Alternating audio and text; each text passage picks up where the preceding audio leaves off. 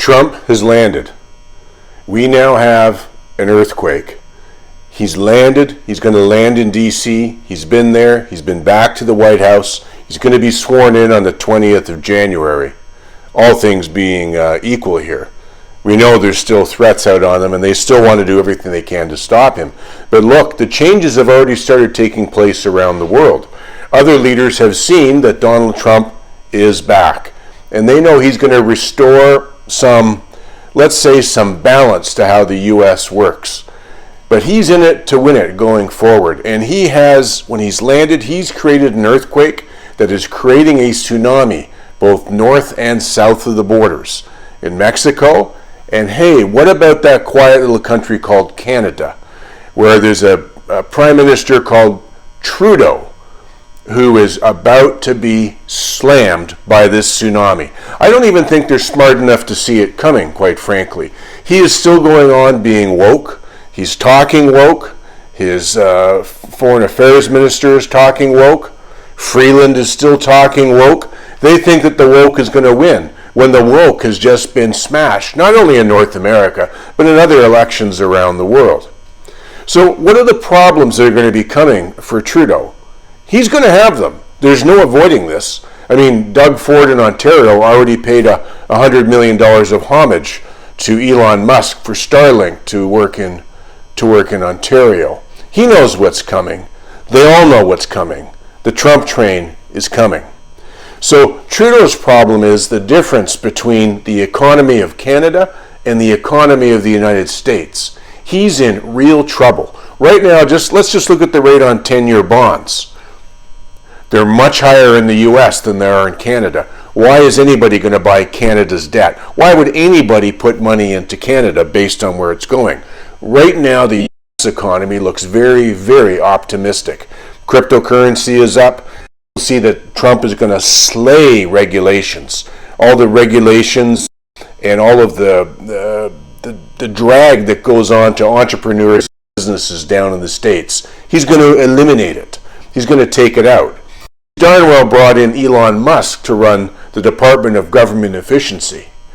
And Elon has already said he's going to strike trillions out of the debt and the costs of running the U.S. government. What's Justin done up here? Our government costs us more than ever. It's been growing and growing and growing. Even his office has been growing in costs. The overhead is getting ridiculous. He's going in entirely the wrong direction.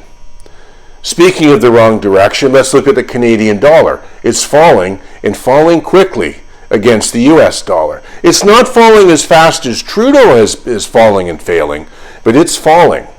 And let me tell you a story that entrepreneurs, business people, bankers, trustees in bankruptcy say when it talks about when it comes to something fall. They'd say, well, how did the bankruptcy happen? How did you get in this condition? And the answer would always be the same, they say. Well, it happened slowly at first, and then all of a sudden, all at once. That's how it goes. The bottom falls out all at once. Now, Trudeau is doing this thing where he's continuing to raise taxes.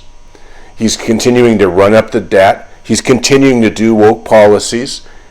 Trump cannot stand him and does not get along with him, and he'll be coming for him. But Trudeau is also looking at going the same way as what Norway did. Norway has billionaires and millionaires fleeing the country because of all the extra taxes that have been brought in. They're leaving, and they're leaving in droves. Same thing is happening in Canada. And let's also look at what Trudeau wants to do on his censorship bills, right? He wants to censor the internet. He wants to make it so you can't talk and you can't harm people and say things on the internet if he doesn't like it. Well, guess what? That's out the window. The Donald Trump is not going to let that happen to his American companies. He's not going to let that happen to Musk with Twitter. He's not going to let that happen to Zuckerberg with Facebook. And he's not going to let it happen with Google for doing things. He is not going to have those companies capitulate and bend their knee to Canada. They've already basically threatened Europe, who's kind of coming after Musk a little bit. So that's out the window. So as long as we've got Trudeau in place here, we're going to be in trouble with our economy. As the divergence goes between the rising of the U.S., it's rising, and then the falling of Canada, that gap is going to get so far that at some point it's going to break. So what we have to do is get this Trudeau liberal lefty government out of there as soon as we can, and let's get Pierre Poilievre in to take a run at this. At least he's talking sensibly. Here, give a listen to how Pierre says he wants to handle this Trump tsunami. Of a 10% tariff. I never would have agreed to that. I can't believe he signed on to a trade deal that keeps the softwood lumber tariffs in place. Harper got those lifted in 90 days as Prime Minister. Trudeau's had 9 years and 3 presidents, and not only are the tariffs back in place, they've been doubled, killing forestry jobs right across British Columbia. So I'll be fighting for an end to the softwood tariffs, an exemption to Buy America like Harper has secured for us. But more importantly, I'll fight fire with fire. The Americans have taken a net $500 billion of our investment in the last 9 years. We were winning the investment war with the Americans before Trudeau, having more American dollars here than we had there. Why has the money left? Why is it pouring out of our country? Rampant tax increases by the Trudeau NDP Liberal government have pushed money out of our country to the point where American workers now earn $22,000 more than their Canadian counterparts. I want our money back. I will be axing the carbon tax,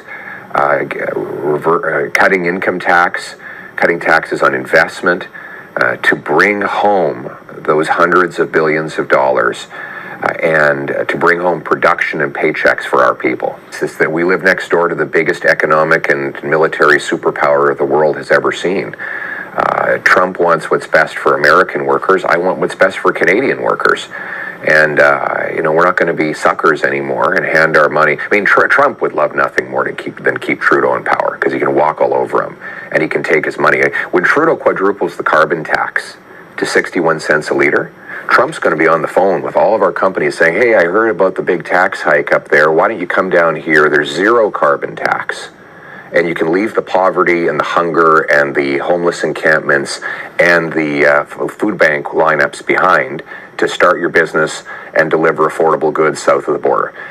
So that's what you're in store for with Justin Trudeau. Trump wants our jobs. Trudeau wants to help him take them. So there you have it. Poilievre wants to negotiate with Trump. He wants to negotiate the same way that Harper negotiated with the states before. He wants to be reasonable with the man and work with the man. That's what you have to do when your neighbor is King Kong and you're just sitting there as Canada. So he can go in and work to strike a deal. And at least the one thing you can say about Poilievre, I think, he hasn't really been nailed for being two-faced. I mean, as a politician, you got to be careful, right? We all have to keep our politicians working for us, not us working for them, which is the case right now. But he wants to go down, he wants to negotiate with Trump, the same way Harper did to work out so we don't get slammed on the tariffs, so we don't get slammed on our auto deals, we don't get slammed on the fact that we've got China interference going on here. And Trudeau with his increasing of our taxes, I mean, Poilievre hits the numbers there. He hits the numbers. There's $500 billion that has gone out of Canada down towards the States. And the average American makes way more money than the average Canadian. It's ridiculous. I mean, if most people had their choice and they could move to the States these days, especially if they get the violence under control that came about from all those Democratic blue cities, the immigration and all those problems. Immigration is still a problem for Canada. Trump's new border guy thinks that Trudeau is a security threat the way he runs our border down into the States. So that needs to be looked at. Poilievre makes the point, he says he knows that Trump is going to be on the phone calling businesses up here to head down to the U.S. He doesn't have to pick up the phone and call them. They're already calling down to the U.S. because they see the opportunity that's going to be down there and they see the disaster that's sitting here. We've got to turn Canada around and make North America much more competitive. The way it is right now, it's go woke, go broke with Trudeau. That's the way it is. We need to get this changed. The Trump tsunami is coming. It has to be dealt with. It's only going to get bigger and build stronger. And if Canada wants to turn around and just thumb its nose at Trump, there's going to be a big, heavy price to pay. What's it going to take to get a change in our government, to get a change in our policies, to get away from all the wokeness and start making money again in Canada. Get out of the way of the entrepreneurs. Get out of the way. Cut the regulations. Cut all the administration. Cut the debt. Cut all the taxes. Cut the size of the government. Basically, do what Trump is doing down in the States, but do it up here in Canada. We have to get competitive again, or we're going to go broke. Forget about woke. We'll be broke.